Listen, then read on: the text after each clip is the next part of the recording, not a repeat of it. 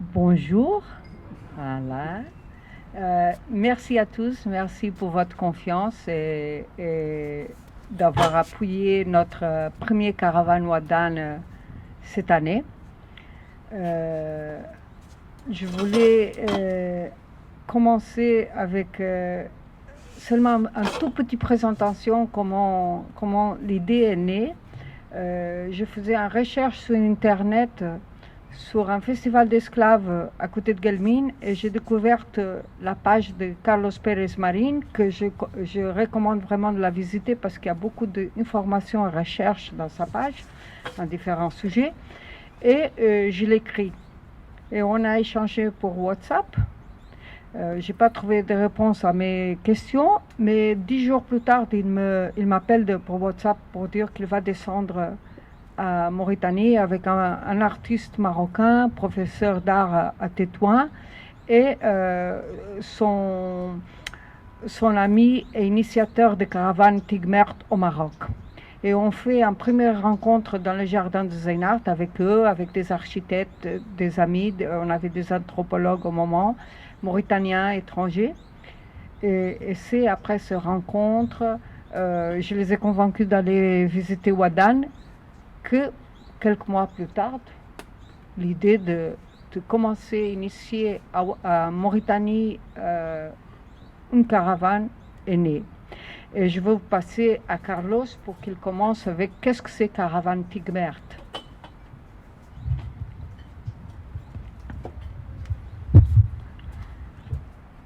Bonjour. Depuis 2015, avec des amis de l'Oasis de Tigmert à Guelmim, avec des artistes marocains, nous organisons ce qu'on appelle Caravane Tigmert. Caravane Tigmert, dans une petite oasis dans la province de Guelmim, connue avant comme Nulland. Il faut rappeler qu'il s'agit d'une région éloignée et en plus une petite oasis entre 3 et 4 000 personnes, un peu près comme la population de Wadan. Mais c'est une oasis assez particulière, avec 5 km de longueur et 1,5 km de largeur, avec une architecture qui n'a rien à voir. Alors, depuis 2015, ce que nous proposons aux artistes marocains mais étrangers aussi, c'est de venir y travailler sur différents aspects, soit de la culture, soit de la vie quotidienne de l'oasis. Avec une série, il y a des gens qui se sont intéressés par l'agriculture, mais aussi par la question de l'eau. Ça, c'est la source de l'oasis à ces kilomètres. Par tous les systèmes des canaux, comment on fait la répartition, les implications sociales, spatiales, économiques, un système d'irrigation que malheureusement de plus en plus au Maroc disparaît et qu'on essaie de préserver. Des artistes comme Claudia Triosi, qui est italienne mais qui habite à Paris, qui fait aussi des recherches sur plusieurs sujets, la terre, l'agriculture, l'eau. Des gens qui s'intéressent aussi à l'architecture, normalement c'est des petites maisons construites en terre avec des grands patios. Et des artistes comme Aïssa Olafour qui fait des interventions à partir de ces architectures. Il y a aussi la question du nomadisme, parce que grâce à cette source d'eau, il y a pas mal de nomades qui encore passent dans ces territoires. Des artistes qui s'intéressent au troupeau des chameaux, et pas qu'à l'économie, mais aussi à la signification qu'ont les chameaux dans les patrimoines liés aux caravanes. Et après, il y a les danses. Pas que spécifiquement dans ces régions-là, puisque la population majoritaire de l'Oasis est la tribu sahraoui azouafite, alors il y a une danse qui s'appelle la guedra, que vous savez aussi ici. Mais malheureusement, on l'aperçoit normalement comme une danse folklorique. Et les Espagnols ils vont bien comprendre la différence entre flamenco et sevillanas. Ça n'a rien à voir, mais les gens, il faut la séparer. Pour la plupart des Marocains, il s'agit de sevillanas. Moi, je dis non, il s'agit du flamenco. Et en plus, il y a des mouvements que j'aime beaucoup la danse contemporaine. À un moment donné, je suis allé chercher une danseuse chorégraphe de Casablanca, Myriam Diazoli, et je lui ai proposé de venir à Tigmert et travailler un spectacle de danse contemporaine à partir de cette danse. Elle est venue 2 fois, elle a rencontré Aïm Chata, elle est venue la 2e fois avec chanteuse de jazz Malika Zahra. Ils ont fait un spectacle qui a été joué aussi en Belgique, à Lisbonne, à Rabat, Casablanca, même à New York. Dans tous ces endroits-là, la question c'est la même. Qu'est-ce que c'est la Guédra? Où se trouve Guelmim? Et il doit expliquer tout ça. C'est-à-dire c'est une façon de faire connaître la tradition, mais d'un point de vue contemporain. Il y a eu des danseurs comme Saïd El Khadaji. Cet été, il a été dans le programme off du Festival d'Avignon, qui fait des ateliers avec les enfants. Il se rend compte de la créativité de ces enfants de Réunion éloignée par rapport aux enfants de Casablanca avec lesquels il a l'habitude de travailler. Et puis, avec sa collègue Manon de Matouko, son compagnie, je pense qu'aujourd'hui il jouait à Marrakech lors de la Biennale africaine de danse contemporaine. Ils ont fait une performance improvisée dans un lieu assez d'abord spectaculaire mais inusuel. Mais je vais remarquer une chose, il s'agit de la fortification almoravide de Dar Sultan, dans l'oasis de Tarajish. Et je répète bien, fortification almoravide. Il y a des actrices et metteurs en scène comme Marion Écrivain qui a fait des ateliers avec les enfants, qui depuis il est venu déjà 2 ou 3 fois. Et Hassan Al-Warga qui a fait des ateliers de photographie. Heidi Vogels du Pays-Bas. Et Gilles Soubry. Gilles Soubry, il a participé à Documenta Kassel, l'événement d'art contemporain le plus important au-delà de la Biennale de Venise. Il s'intéressait les chants des femmes tandis qu'elles travaillent. Mais c'est une chose qui est importante. On pense que ce type de population, ils n'aiment pas l'art contemporain, ou qu'ils ne connaissent pas l'art contemporain. Et normalement, eux, ils posent la question, qu'est-ce que c'est l'art contemporain? Et c'est là que les artistes ont du mal à s'exprimer parce qu'ils pensent qu'ils ne vont pas comprendre. Alors, cet artiste suisse avec l'artiste des Pays-Bas, une année plus tard, et ça c'est important, ils sont venus, ils ont fait une recherche, ils ont parlé avec les femmes, ils ont enregistré, c'est pas évident, il faut expliquer pourquoi. Mais une année plus tard, ils sont venus, ils ont fait une performance sonore sur pas la place, un lieu qui appartient au imaginaire des gens. Et les gens, ils ne se sont pas levés et rentrés chez eux. Ils sont tous restés là-bas. Pourquoi? Parce qu'ils reconnaissaient les chants des femmes, ils reconnaissaient les lieux qu'ils avaient enregistrés en vidéo, et finalement, ils savaient que c'était quelque chose fait chez eux. Et normalement, chaque année, quand les artistes produisent quelque chose, qu'ils ne sont pas obligés à produire, parce que c'est très compliqué d'arriver dans un lieu désertique sans rien connaître et produire des choses, ça crée des pièces assez superficielles. Mais quand les gens, à force de venir 2 ou 3 fois, on a l'habitude, on met un drap, un trépalmier et on projette. Et là, que ce soit les gens qui ont collaboré avec les artistes, ils se reconnaissent là. On a fait aussi des concerts de musique. Mais il y a un impact dans la population qu'on ne peut pas voir non plus dans un seul événement. Il faut des années. Ça, c'est bon. Ça, c'est lors de l'atelier de cinéma, mais les gens qui est là-bas, Gazan, qui est de l'Oasis, à force de venir, finalement, il s'intéressait à la photographie. Il aidait les artistes photographes à découvrir l'Oasis, mais maintenant, il a fini pour devenir photographe. Et il se gagne aussi la vie parce que les artistes qui viennent commencent à développer des projets dans cette région de Guelmim-Ouadnoun ou dans d'autres régions, il l'amène avec lui. Et lui, maintenant, il veut vraiment devenir photographe. Et lors de l'atelier de la première année, c'était un atelier de danse avec un danseur irakien. Ces gens-là, Hamza et Shafai, pardon, et à force de rencontrer des artistes qui font du théâtre, qui font de la musique, qui font de la peinture, qui font de la sculpture, de la vidéo, de la photographie, ça l'a aidé à renforcer ses capacités. Et maintenant, il dit, s'il peut être artiste, moi aussi. Maintenant, il écrit de la poésie. Hassania. Abdelrahman, un jeune aussi avec lequel on a toujours travaillé, tous ces jeunes ils font partie de l'équipe Caravantilmat, il faisait des théâtres.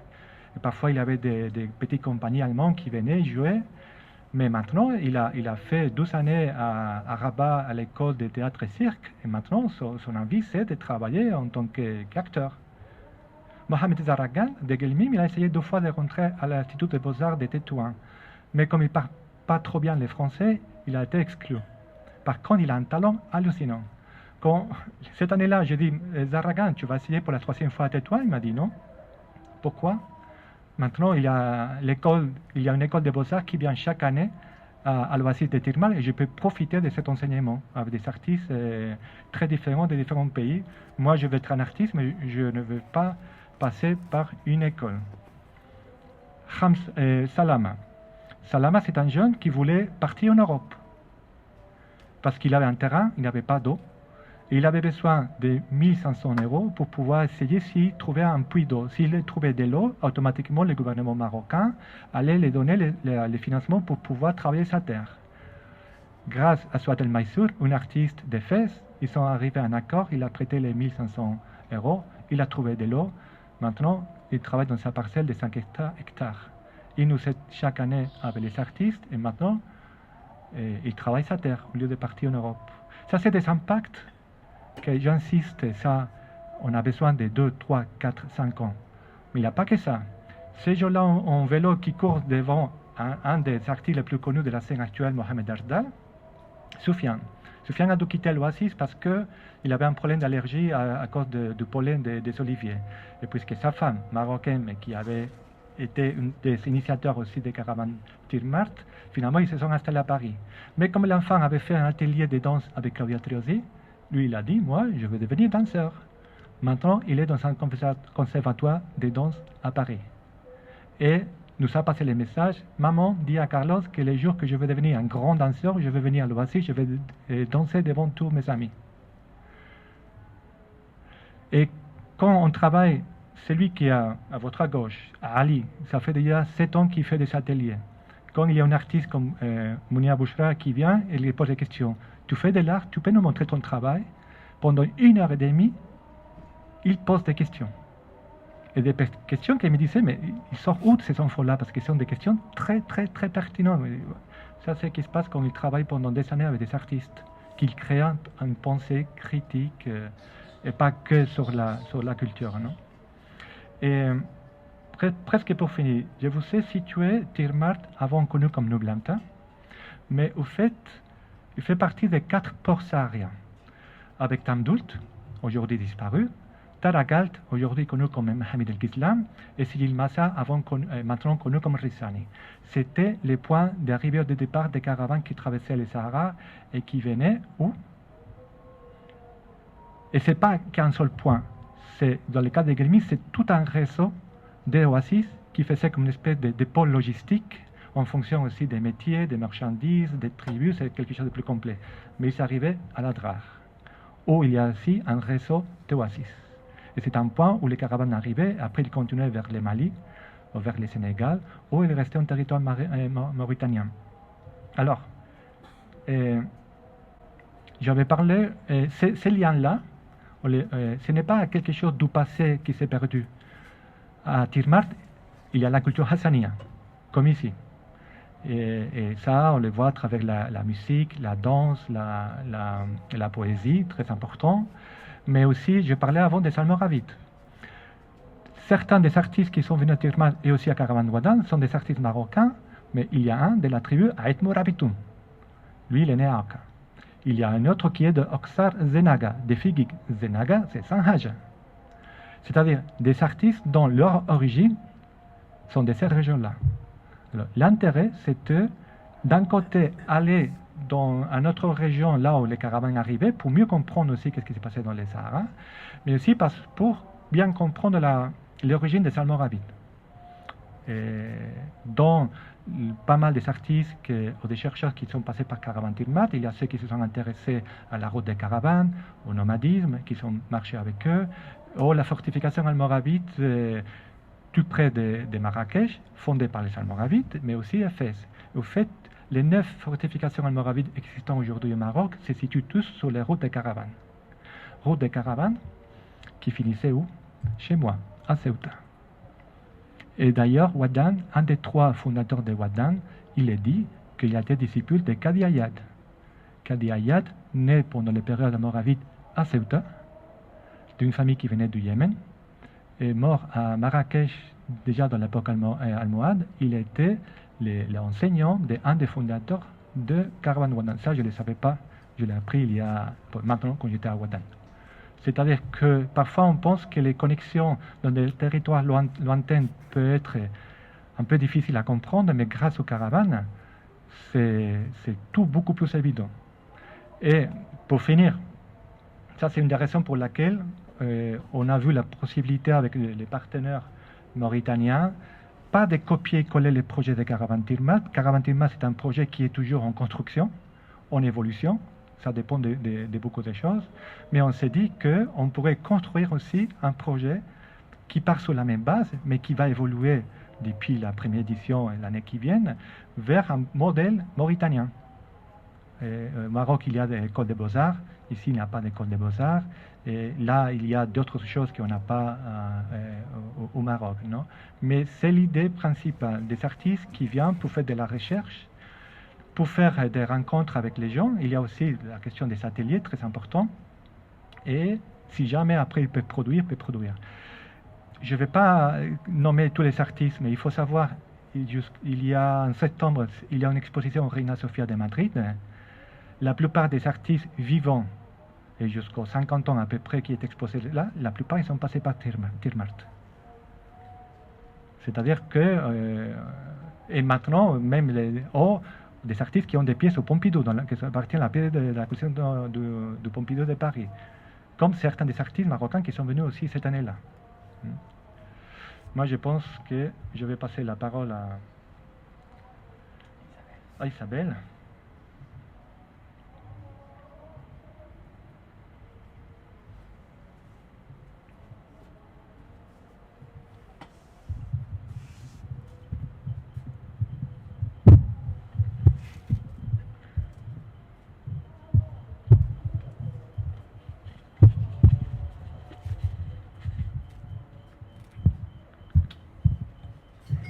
Merci Carlos pour la présentation. Bon, je ne suis pas un si bon orateur comme Carlos, j'ai moins d'expérience, mais je dois dire que on avait regardé ce que Caravan Tirmart avait fait, on avait discuté avant, mais je dois dire qu'avec mes partenaires mauritaniens et avec les artistes, on était encore un petit peu perdus quand on est arrivé à Ouadane.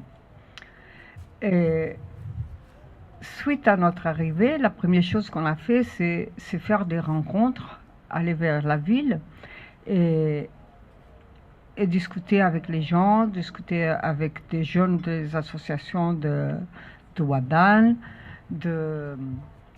et aussi avoir des rencontres entre nous pour savoir qu'est-ce que chacun faisait, leur parcours et comment il faisait des recherches pour son travail, parce que c'est une méthode très différente de ce qu'on connaît ici en Mauritanie, de façon de faire la recherche avant de faire notre propre travail artistique. On se promenait dans la ville, et un des aspects très intéressants, c'est que à cause du festival de Villeancienne qui va venir très, très vite, tous les gens qui travaillaient écoutaient de la musique de Elmed, qu'un de nos partenaires, qui est Taranim, s'arrêtait de demander qu'est-ce que vous écoutez. On écoute Elmed, c'est qui? C'est Taranim. Vous savez que c'est Taranim? Non. C'était lui. Et ça l'a donné beaucoup de force pour continuer à faire son travail.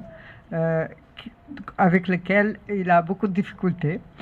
Et le jeune qu'on voit là, c'est Sidati Ould Haïda, que Teranim a amené, un chanteur de Elmed, et qui a fait aussi, il a chanté dans le chantier pour montrer qu'il était, mais qu'aussi au cours des jours qu'il a resté à Ouadane, il a commencé à faire des liens avec tous les artistes et à découvrir d'autres façons d'être avec. On doit penser que la majorité des chanteurs de Metz viennent des quartiers, viennent des zones pauvres, et c'était vraiment quelque chose de nouveau pour lui. On a rencontré les musiciens de la ville d'Ouadane, avec qui le musicien de Nouakchott a fait un grand succès. Et ils nous ont même organisé un concert spécial le soir pour notre arrivée. Bon, grâce à Terranim, hein.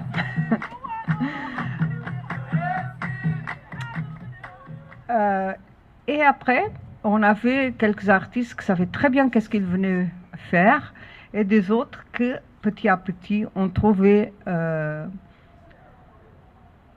des choses à faire, principalement avec les enfants et jeunes.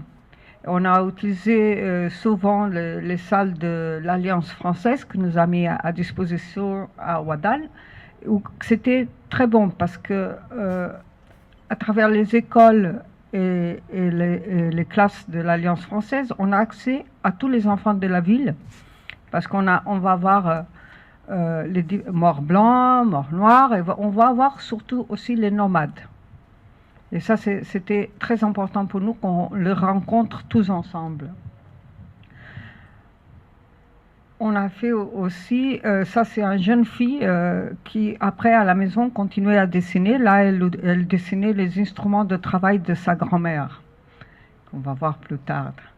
Mamoudou Bal, qui n'est pas ici, c'est le jeune frère d'Omar, a fait plusieurs ateliers, pas seulement à Ouaddalle, mais aussi dans une école, dans un oasis à 7 km avec les enfants, avec le fil de fer, et qui a eux aussi un grand succès avec plein de créations différentes. Il y avait un qui se promenait avec des écouteurs, qui avait fait toutes les choses, et bien sûr des voitures, des animaux, de tout. Amiso qui a fait des ateliers de photographie, et après c'est qu'il y a eux aussi, il y a eux synergie entre les différents artistes. Ici on voit Saïda et Safiri et Amiso. Oh, ça arrête de fonctionner, excusez-moi. Amiso et Saïda et Safira, ils ont travaillé ensemble dans, je pense que vous m'écoutez. Oui. Non, parce que vous m'entendez. Ils ont travaillé ensemble dans un espace c'est le musée de Sidi Ould Abidini Ould Sidi, un espace un peu chaotique mais riche en objets. Et avec les enfants, ils ont créé un petit musée. Je veux après laisser les artistes parler de leur propre activité. Et on voit les enfants qui ont choisi des objets pour les disposer et les photographier. Et qu'après l'événement, ils sont tous retrouvés pour discuter. Ça, c'est un atelier d'architecture qui est fait en bas. C'est surtout les populations nomades qui sont jusqu'à côté, qui s'installent et qui deviennent sédentaires, et, même si une partie de la famille est loin. Et c'est un atelier d'architecture. Tu n'as pas parlé, mais basiquement, en parlant avec les jeunes pour qu'ils ont dessiné dans la sable aussi leur maison, et qu'aussi l'idée de le faire plus grand, ou qu'est-ce qu'ils changeraient pour l'avenir dans leur maison. Au fait, c'est une recherche sur l'habitat. Parce que les enfants nous racontent comment c'est la maison, comment ils utilisent la maison. Que ce soit pour les nomades, que ce soit pour les sédentaires. C'est-à-dire qu'apparemment, ce n'est pas qu'un atelier. Au plus, c'est un échange entre eux, dans ce cas-là, moi, que parfois ils ne savaient pas, ils s'apprenaient. Et ça, c'est très important. Il ne s'agit pas d'entretenir la population, mais d'apprendre les uns des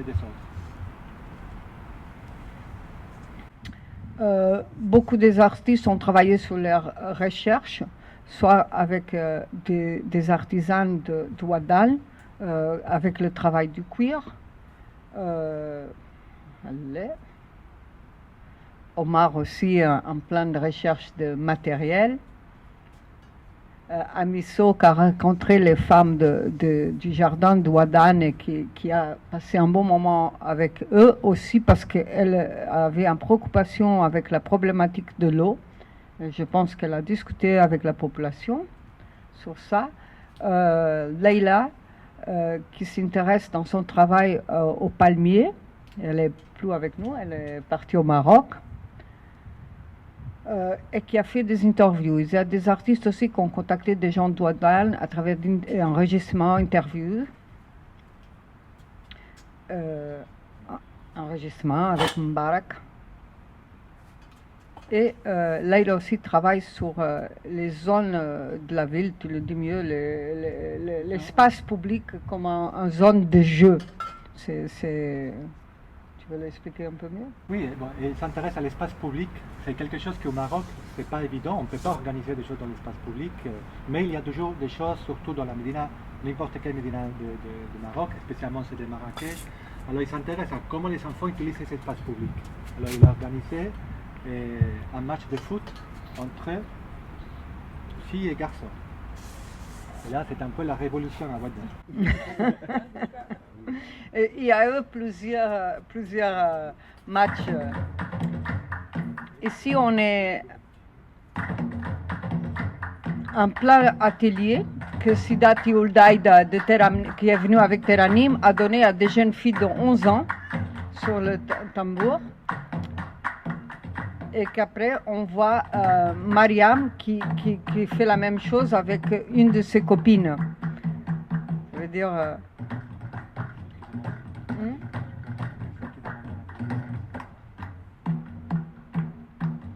C'est très intéressant aussi parce que ces filles sont venues nous voir pour demander si les artistes qui étaient venus, s'il y avait une danseuse. Mohamed Ali l'a dit, on va essayer l'année qui vient. Khadija Biad, elle est venue avec un projet qu'elle développe déjà au Maroc sur les henné. Et comme ça, on l'avait mis en contact avec les femmes qui font le henné à Ouaddaï. Ils ont travaillé ensemble sur le dessin, la façon de travailler avec le scotch, que je pense que ça se fait plus au Maroc, parce qu'ils utilisent surtout ce qu'ils appellent la seringue. Et elle a rencontré après des autres femmes qui aussi travaillent sur ça. Et ici, on a Cécile Ndiaye qui vient de Dakar et qui a incorporé une Twiza. Et une Twiza, c'est un groupe de femmes qui travaillent ensemble pour faire une tente, ou dans ce cas, un natte. Et ça se déroule pendant la semaine dans différentes maisons. Par exemple, aujourd'hui, je pense qu'on était dans la maison de Fatimetou, c'était la première.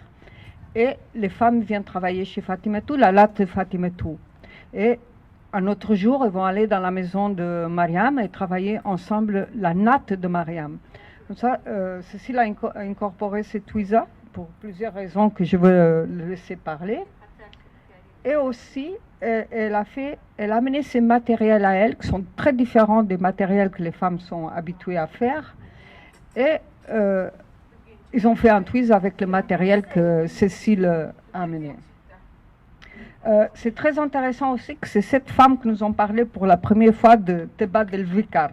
Ça veut dire échange d'idées.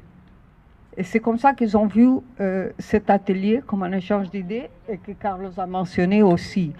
Ça veut dire que nous, on ne va pas avec apprendre les gens. On va voir qu'est-ce qu'on peut collaborer avec eux et pas dans un but d'enseignante, on sait mieux, on va vous apprendre. Et ça, c'est notre dernier jour qu'on était à l'Alliance française de Ouaddaï. Il y a une jeune fille qui nous amène nos dessins. On a Ahmed, la petite cocombre, c'est moi, Isabelle, Leïla, Saïda et Khadija. Ça, c'était notre cadeau. Et on va passer la parole maintenant aux artistes. Et Mohamed Ali, c'est pas le dernier? Bon, on va passer la parole à Mohamed Ali. J'ai programmé que je suis le dernier.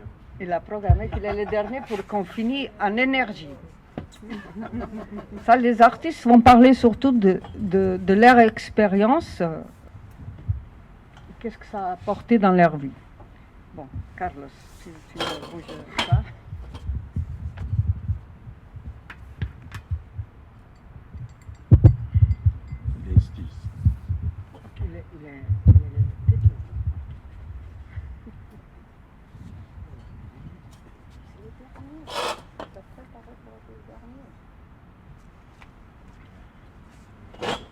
Il est C'est pas grave, bismillah. Allô? Attends. Allô? Bismillah ar-Rahman ar-Rahim. D'abord, je ne suis pas bien en français, mais je vais essayer de communiquer avec vous. Il ne faut pas attendre la langue de Senghor ou quelque chose comme ça. Je m'appelle Mohamed Ali Bilal, je suis le directeur du Centre Tarani pour les arts populaires. Donc c'est un centre qui est créé depuis 2014. On organise un grand festival d'Al-Medh depuis 8 ans. On prépare la 9e édition dans le mois de Ramadan prochain, Inch'Allah. Comme tout le monde connaît que malheureusement ici en Mauritanie, il n'y a pas des écoles des arts. Donc notre culture, notre patrimoine, pas beaucoup de gens qui connaissent cette culture, ce patrimoine, surtout la patrimoine populaire. C'est pour cela depuis 8 ans que nous on travaille pour sauvegarder ce patrimoine et le diviser partout. Diffuser partout. C'est à grâce de cette expérience ici à Nouakchott, on a commencé les années passées beaucoup de caravanes à l'intérieur du pays pour découvrir des jeunes talents dans ces différents styles de musique en Mauritanie cachés partout. Et pour retourner à notre expérience à Ouadane, on a amené avec nous un jeune artiste s'appelle Sidati Oulhaïde. Avant, il était caché quelque part ici dans Nouakchott, dans les quartiers de Nouakchott. À grâce du festival de Layal El-Medh, il est devenu un star. Donc un star à cause du travail de Taranim ici au niveau de Nouakchott. Partout, donc là on passe, là on gare notre voiture, les gens, ils demandent Sidati, tu pars où? Sidati, il part à Ouadane. Tout le monde à Ouadane, il veut faire des photos avec lui. Tout le monde, il veut écouter les chants de Sidati. En tout cas, Sidati, avant 2 ans, 3 ans, personne ne connaît Sidati. Ça, c'est un exemple simple pour une centaine de jeunes. C'est à grâce de Taranib qui sont devenus des stars. Ils sont devenus chaque soir dans les différentes chaînes télévisées de la Mauritanie. Donc, on a profité de l'occasion de cette expérience qu'on a fait ici à Nouakchott, qu'on essaye avec les artistes locaux au niveau de Ouadane. À Ouadane, il y a encore plusieurs styles de musique qui sont, même nous les Mauritaniens, peut-être parfois on ne les connaît pas. Beaucoup de gens, quand ils les demandent, est-ce que tu connais la danse de Degdaga? Personne ne va pas répondre. Est-ce que tu connais Bonja? Est-ce que tu connais le Medh? Est-ce que tu connais Tegre? Donc, il y a plusieurs styles de musique et danse de Mauritaniens. Beaucoup de Mauritaniens ne connaissent pas ce style de musique. Au niveau de Ouadane, on a essayé avec une grande famille au niveau de Ouadane, ça s'appelle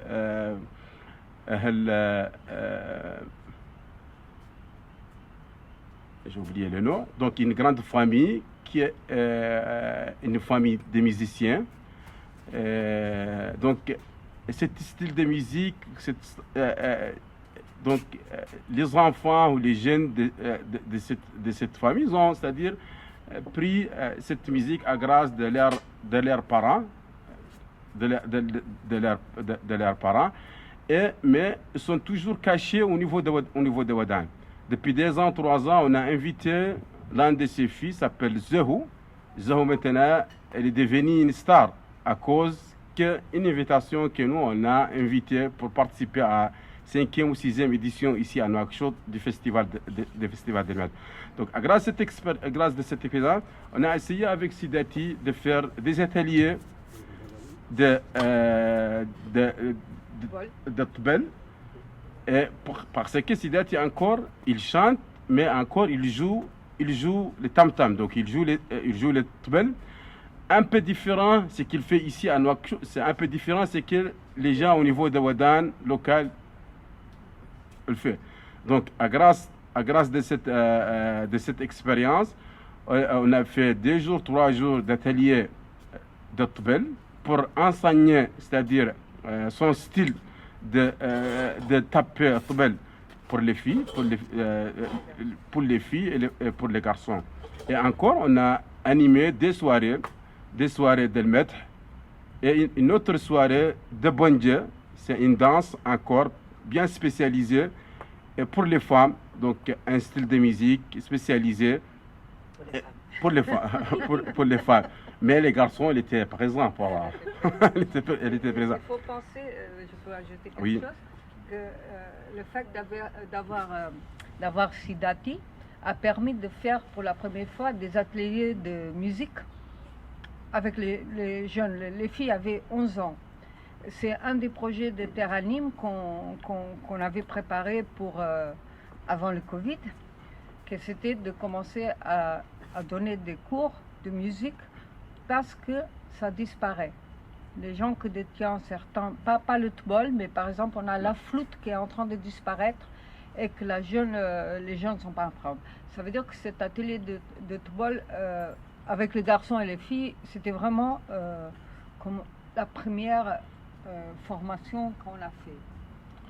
Voilà, donc pour terminer, moi je crois que la première édition des caravanes de Wadan déjà a donné c'est-à-dire de bons résultats, donc de différents ateliers dans différents thèmes, et surtout ce qui concerne la danse et les chants traditionnels que notre association depuis 8 ans, 9 ans travaille pour sauvegarder ce patrimoine riche, ce patrimoine que beaucoup de gens qui connaissent pas. Est-ce que je me déplace pas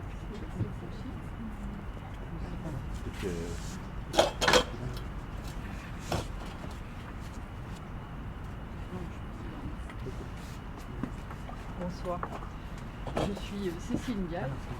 Je vous remercie pour l'invitation. Ah, il faut... Ok, j'ai l'impression d'avoir... Oui, ah voilà, ça fonctionne. Donc bonsoir, je suis Cécile Ndiaye. Je suis artiste, je suis designer et artisane. Et je ne vais pas trancher pour choisir un titre en particulier. Je travaille et je vis depuis plus de 18 ans au Sénégal, à Dakar, dans la banlieue de Dakar. Et depuis ce temps-là, je collecte, je fais des recherches autour du cuir et des pratiques du cuir en Afrique de l'Ouest. Ce qui m'a amené au Sénégal, au-delà de raisons personnelles, c'était l'amour des savoir-faire. Et depuis donc, ce temps-là, je collecte les savoir-faire. Il se trouve que l'Afrique de l'Ouest, et là, il s'agit de particulièrement 5 pays, qui sont le Sénégal, la Mauritanie, le Niger, le Burkina Faso, le Mali, qui sont des pays qui partagent un cheptel et un patrimoine autour des animaux et de l'élevage. Et donc il y a une énorme richesse de pratiques autour du cuir. Et au départ, ce qui m'intéressait, c'était les savoir-faire, et je me suis vite rendu compte qu'autour des savoir-faire, il y avait des savoir-être, et il y a de socioculture, une richesse qui m'impressionne encore, et que je n'épuise pas et que je n'épuiserai pas. Enfin, c'est immense. Le patrimoine culturel autour du cuir dans ces pays-là est très très vaste. Ce sont des savoirs qui sont détenus par des femmes ou par des hommes selon les pratiques, selon les communautés, qui sont transmis de différentes manières. On est vraiment au cœur d'un patrimoine riche. Donc. Et moi, j'ai au départ j'ai une approche. Alors quand je vous dis que je suis autant artiste qu'au départ, j'ai une formation en art plastique. Mais en m'intéressant aux pratiques du cuir, je m'intéresse à l'objet, comment concevoir un objet ici dans le contexte d'Afrique de l'Ouest, à Dakar particulièrement, comment le mettre sur un marché, quel marché. Il y a 18 ans, au niveau du cuir, il fallait créer le marché, il fallait créer les unités de production, tout devait être pensé. Et depuis 18 ans, donc c'est le travail que je fais, c'est-à-dire que j'ai dû monter une unité de production autour du cuir pour produire des objets, de la maroquinerie, de la chaussure. Et parallèlement, les recherches se sont nourries et j'ai pu mettre en place ma pratique artistique avec des objets plus poétiques, plus expérimentaux, plus spectaculaires. Mais ce que je retiens de tout ça, c'est que mon art, c'est pas la fabrication d'objets, c'est plus du process en fait. J'ai mis en place des process de conception d'objets. Donc une unité de production, de la transmission des savoirs, parce que quand je vais collecter des savoir-faire un peu partout en Afrique de l'Ouest, je retourne dans l'atelier et je le transmets. Je design par exemple un sac de telle sorte que tout l'atelier, tous les artisans qui sont dans l'atelier vont pouvoir acquérir le savoir-faire qui est dans ce sac. C'est pas une recherche de forme ou de style ou de mode, mais c'est vraiment une recherche dans la transmission. Et donc c'est tous ces process-là, je suis plus designer de process que d'objets. Et je parle de transmission parce que c'est très très important, parce que dans les métiers du cuir et dans les sociocultures du cuir, la transmission elle se fait de manière endogène. C'est un patrimoine familial qui reste dans la famille et donc on voit tous ces savoir-faire disparaître. Et donc pour moi c'était important de pouvoir casser cette transmission-là et la partager. Donc tous ces savoir-faire sont partagés dans l'atelier et ils sont aussi questionnés de telle sorte à ce qu'ils répondent à des préoccupations qui sont nos préoccupations d'objets commercialisables, mais aussi de gestion des ressources. Donc j'ai appris avec les savoir-faire traditionnels comment avoir 0 déchet en cuir dans mon atelier de cuir. Donc voilà, ce sont des réponses qui correspondent à des préoccupations d'écologie ou des préoccupations qui sont satisfaites par ce que j'appelle moi des technologies traditionnelles en fait. Ce sont ces savoir-faire traditionnels. Voilà. Alors pourquoi Ouadane ? Ouadane, il se trouve qu'il y a eu l'appel à candidature pour ce projet. Moi je suis venue depuis quelques années, je fais déjà des résidences en Mauritanie grâce à Isabelle et à sa galerie. J'ai pu rencontrer des artisans et des artisanes et travailler avec eux. Et là, Ouadane me permettait de rentrer dans une Twiz. Et ce qui m'intéresse dans la Twiz, c'est c'est une façon de s'organiser autour d'un travail. Les femmes se regroupent et chaque jour travaillent sur le projet d'une personne. Elles travaillent de manière collective. Et ce qui m'intéresse là-dedans, c'est qu'au-delà de la dimension économique, en tout cas, la dimension économique est au service du lien social, et c'est pas l'inverse. Donc c'était un positionnement qui m'intéressait et que j'avais envie d'approfondir. Donc c'est ce que je suis allée rencontrer à Ouadane. Et puis après, donc on a fait chaque jour un passage sur le projet d'une des artisanes. Et quand est arrivé mon tour, moi j'avais eu une semaine de pratique et donc j'avais pu acquérir une partie de leur savoir-faire, pas la maîtrise et le temps qu'il faut, bien sûr, mais j'avais les bases de la pratique, donc j'ai pu préparer une trame et leur proposer. On a changé de matériaux. Leurs matériaux habituels, ce sont des matières végétales et du cuir. Moi, je suis venue avec mes cuirs et j'ai enlevé la matière végétale. Donc, on s'est retrouvé sur un matériau entièrement mou, chose qu'elles ne savaient pas manipuler au départ. Mais toutes ont parfaitement accepté jouer le jeu et ont modifié leur technique pour mon projet. Donc là, il en résulte un nouveau matériau, une nouvelle matière. Pour l'instant, je ne suis pas en mesure de dire ce que ça va donner, mais je sais que ça peut être pensé pour de la création d'objets, pour de la création après artistique aussi, mais aussi peut-être réflexion sur des matières nouvelles. Enfin bon, les pistes sont ouvertes. Autre chose, mon rapport au patrimoine, je sais pas si... Enfin, mon rapport au patrimoine, pour moi, il ne s'agit pas d'aller vers le patrimoine pour coûte que coûte préserver le patrimoine, mais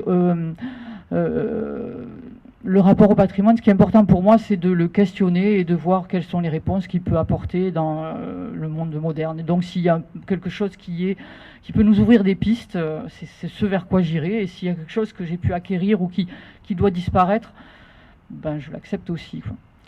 Voilà, un petit peu en quelques... Il faut dire aussi que les femmes nous ont demandé si elles réussissent à avancer avec son travail, veut des photos via WhatsApp. Mais je pense, en fait, pour moi, la démarche n'a fait que démarrer et je pense continuer ce travail avec avec les artisans avec qui j'ai travaillé. Donc, revenir poursuivre le travail.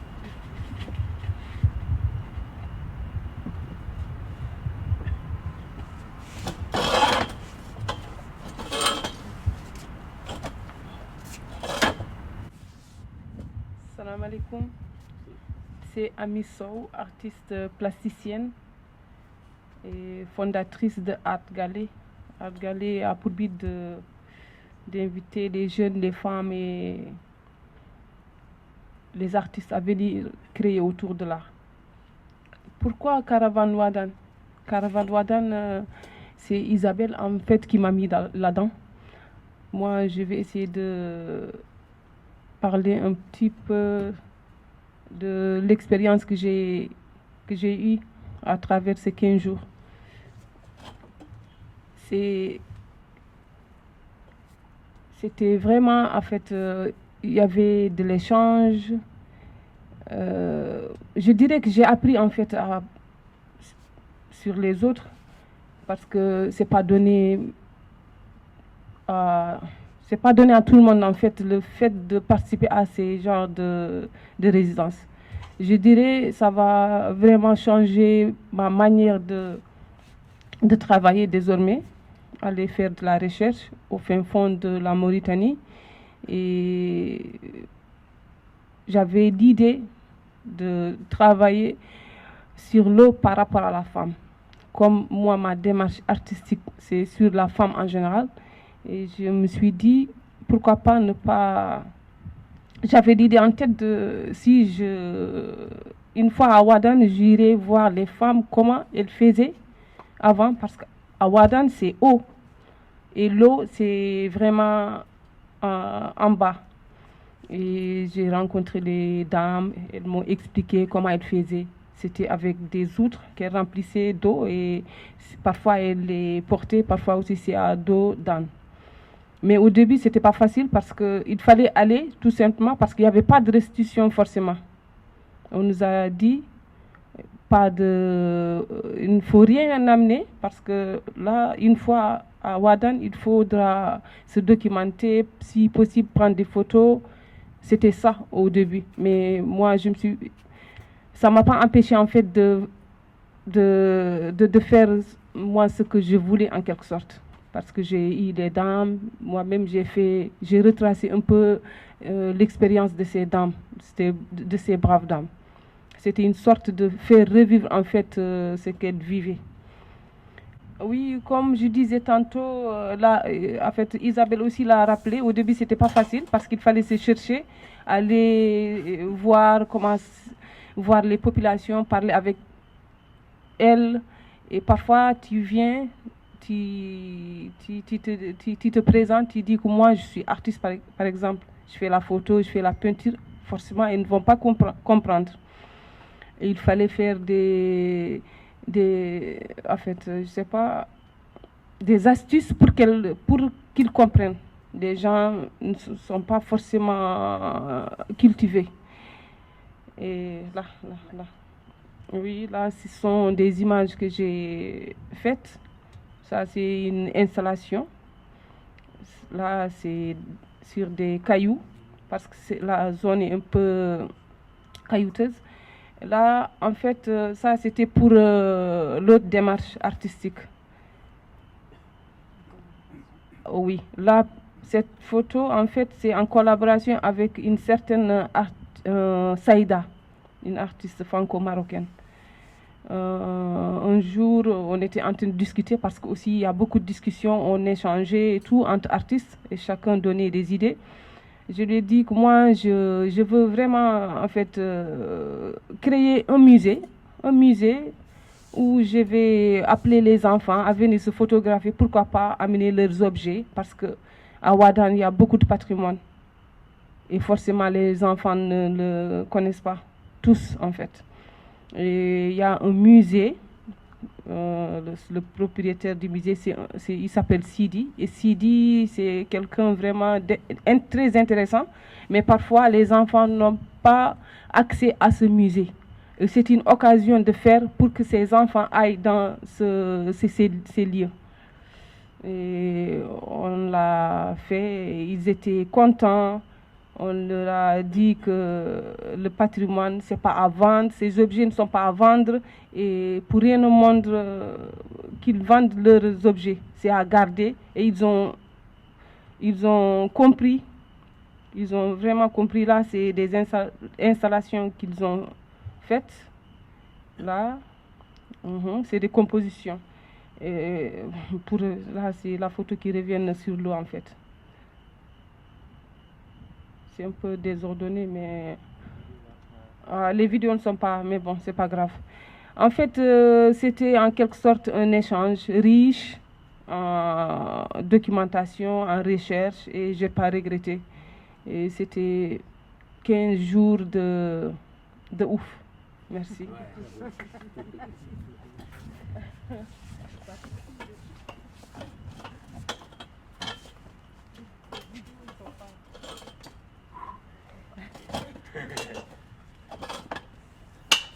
Bonjour, je m'appelle Omar Bal, je suis artiste peintre-sculpteur. Et avant tout, je vous dis merci du fond du cœur de nous avoir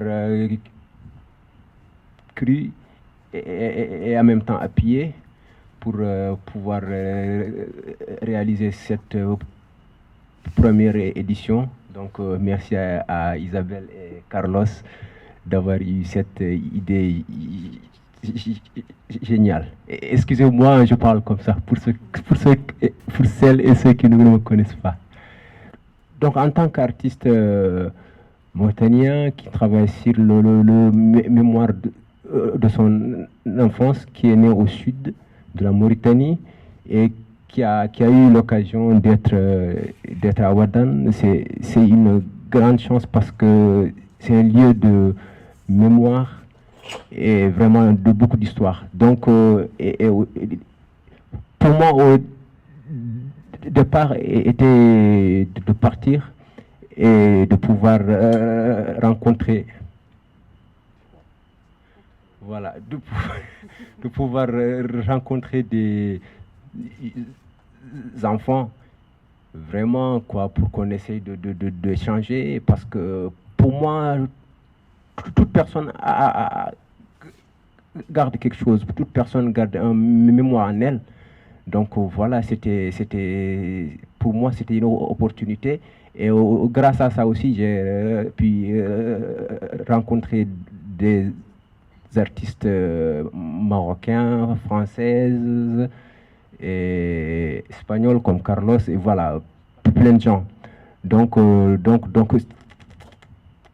quand même, au commencement, c'était vraiment intense parce que c'était vif d'échange. Voilà, et aussi plus l'endroit est un endroit chargé d'histoire. Et alors, comme en tant que comme tout artiste, quand on arrive dans un endroit, on a besoin du temps de poser ses ailes pour trouver des repères, pour essayer de faire quelque chose avec tout ce qu'on a vu.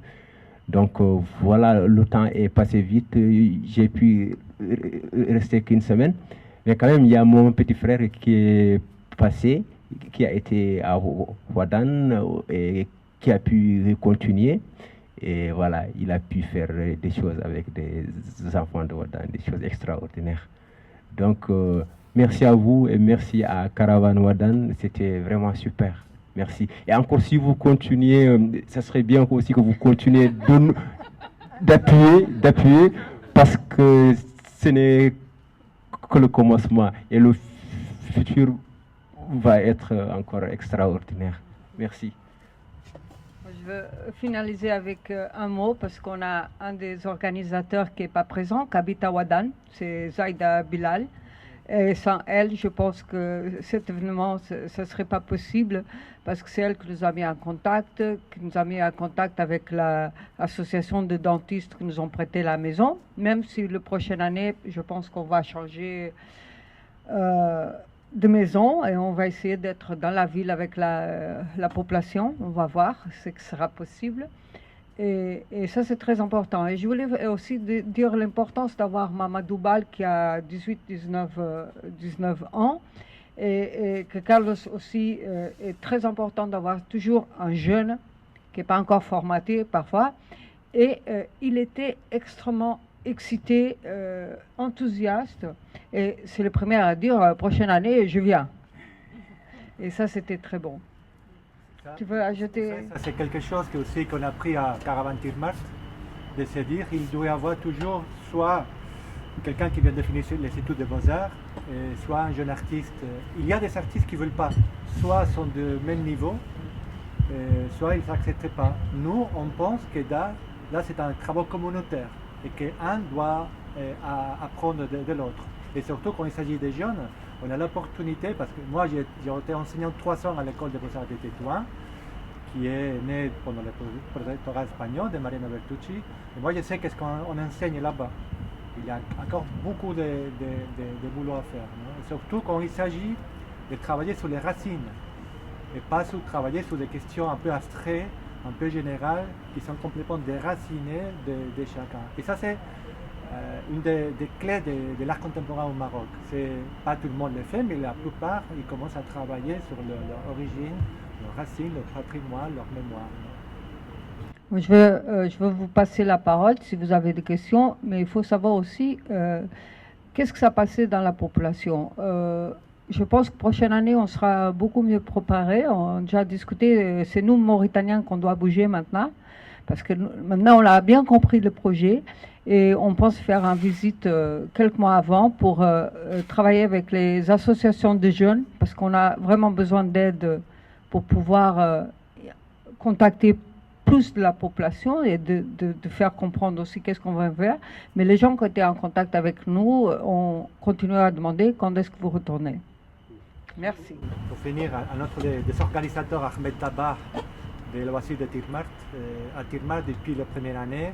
Lui, grâce à tout le travail associatif qu'il fait, ça nous a permis depuis la première année de pouvoir avoir des jeunes qui nous ont aidés, qui ont accompagné les artistes. Certains sont devenus par la suite des artistes. Ça, Ahmed, quand il est venu, il a dû commencer ce travail d'expliquer qu'est-ce qu'on fait, qu'est-ce qu'on veut faire.